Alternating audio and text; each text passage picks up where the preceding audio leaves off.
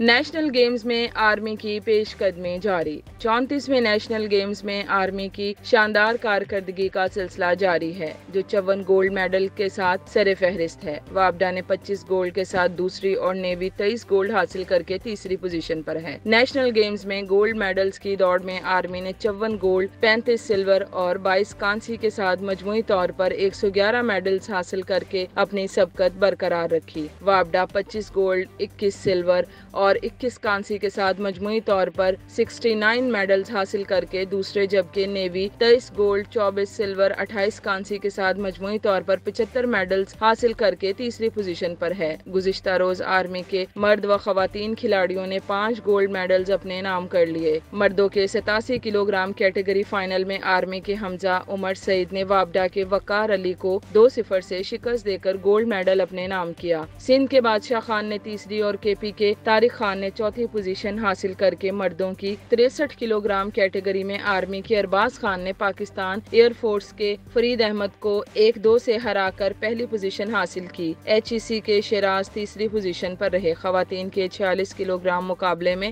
Army کی عیشا صفدر نے H E سی کی روینہ کو 2-0 سے شکست دے کر پہلی پوزیشن حاصل کی۔ خواتین کی 57 کلو گرام کیٹیگری میں آرمی کی نور رحمان نے پنجاب کی کنزا کو شکست دے کر گولڈ میڈل جیت لیا۔ وابڈا کی یمنا نے کانسی کا تمغہ جیت کر تیسری پوزیشن حاصل کی۔ کھیلوں کی افتتاحی تقریب کے موقع پر آتش بازی کا خوبصورت مظاہرہ کیا گیا، جبکہ مقامی گلوکاروں نے اپنے فن کا مظاہرہ کیا۔ سیکیورٹی کے انتہائی سخت انتظامات کیے گئے۔ وزیر اعظم پاکستان میاں محمد شہباز شریف نے گزشتہ روز ایوب اسٹیڈیم میں 34ویں نیشنل گیمز کے باقاعدہ آغاز کا اعلان کیا، جس کے بعد اولمپئن سابق انٹرنیشنل باکسر علی چنگیزی نے مشعل روشن کی۔